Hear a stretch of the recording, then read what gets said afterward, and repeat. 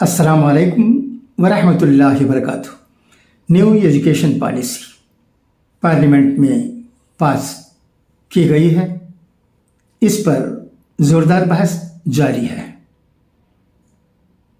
Central government कहती है कि हमारे मुल्क में तमाम रियासतों में न्यू एजुकेशन पॉलिसी के मुताबिक 3 ज़बानें पढ़ी जाने की ज़रूरत है। यूँ तो अक्सर रियासतों में ऐसा ही होता है, मगर तमिलनाडु में 2 लैंग्वेज फार्मूला है, जिसकी वजह से स्टूडेंट्स को बहुत नुकसान पहुंचता है।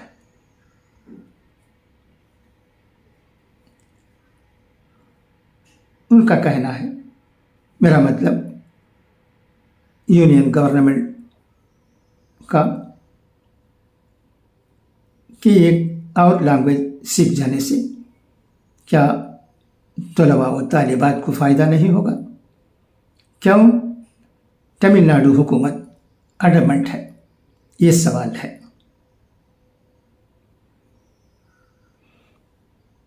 मगर तमिलनाडु की तरफ से तमिलनाडु के वज़ीर तालीम पोय्यामोळी ये कहते हैं कि तमिलनाडु में जो 2 लैंग्वेज फार्मूला चल रहा है वो ठीक है, इससे स्टूडेंट्स को फ़ायदा हो रहा है। तमिलनाडु के तालीम याफ्ता लोगों की कद्र कीमत दुनिया भर में है। हम साइंस और आर्ट्स सब्जेक्ट्स पर जोर दे रहे हैं। एक और ज़बान उन पर इम्पोज करके हम क्या हासिल करना चाहते हैं, इसकी ज़रूरत नहीं है। इसके अलावा तमिलनाडु असेंबली में 1967 में ही ये कानून पास किया गया है, जिसके मुताबिक 2 लैंग्वेज फार्मूला अमल में है।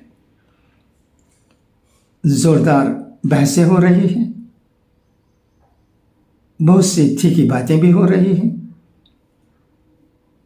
अब इसका हल क्या होगा, तमिलनाडु में क्या हालत पैदा होगी, ये मुस्तक़बिल इंशाअल्लाह बता सकेगा।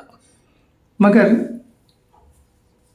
सेंट्रल गवर्नमेंट के तरफ से 3 लैंग्वेज फार्मूले को एक कानून के ज़रिए नाफिज करना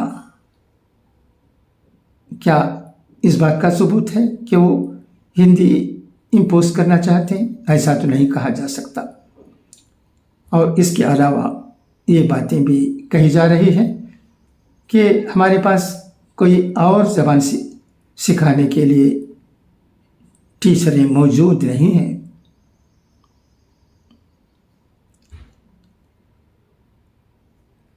ये सब बातें बहसों में आ रही हैं।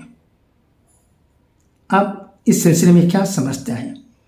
तमिलनाडु में 2 लैंग्वेज फार्मूला जो अब है वही जारी रहना चाहिए, या 3 लैंग्वेज फार्मूले को अपनाने की ज़रूरत है? अगर 3 लैंग्वेज फार्मूला अपनाया गया तो कौन सी ज़बान तीसरी ज़बान के तौर पर सिखाया जाए? आप क्या समझते हैं? अगर हो सका तो कहिएगा।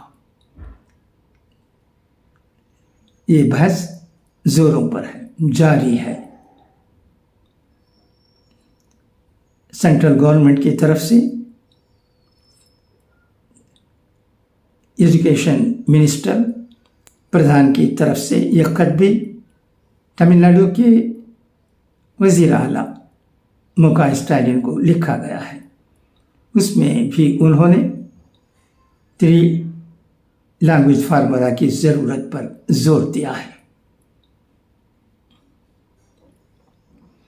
मगर हम इस कंटेंशन को इनकार नहीं कर सकते कि हमारे बच्चों को 3 ज़बानें सीखने की ज़रूरत है। उसी वक्त ये भी हम नज़रअंदाज नहीं कर सकते कि अब जो सिस्टम है वो अच्छा है, बच्चों को फ़ायदा हो रहा है।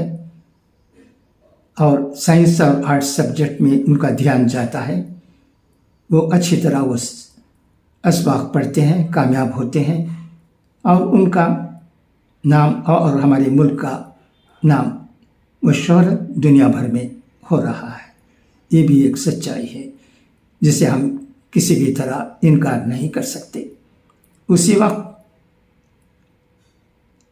بہار کی کیا حالت ہے، اتر پردیش کی کیا حالت ہے، مدھیہ پردیش کی کیا حالت ہے، اور چند ریاستوں کی حالت کیا ہے، وہاں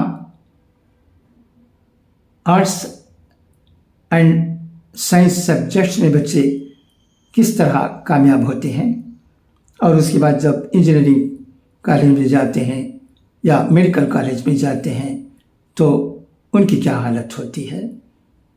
یہ تمام باتوں پر بھی یہ تو زمانے سے غور کرتے آئے ہیں، مگر اثرنو پھر سے غور کرنے کی ضرورت ہے، کیونکہ نیو ایجوکیشن پالیسی پارلیمنٹ میں پاس ہو گئی ہے۔ دیکھنا ہے کہ یہ کنٹروورسی کیا رخ لیتا ہے۔ ہم تو یہی چاہتے ہیں کہ بچوں کو کسی طرح تعلیم حاصل کرنے میں کوئی رکاوٹ نہیں آنی چاہیے۔ ایک زبان سیکھنا آسان بات نہیں ہے، بہت وقت گزارنا پڑتا ہے، بہت تکلیف دہ ہے، اس میں وقت زیادہ ضائع ہوتا ہے، اور بچے آرٹس اینڈ سائنس سبجیکٹ میں کم دھیان دینے کی وجہ سے اچھے مارکس نہیں لیتے ہیں، انہیں سائنس اور آرٹس سبجیکٹ میں نالج کم ہو جاتی ہے۔ یہ بھی ایک اہم بات ہے۔ جیسا کہ میں نے کہا، ان تمام باتوں پر اثرنو ریسرچ ہونا چاہیے۔ خدا حافظ، فی امان اللہ۔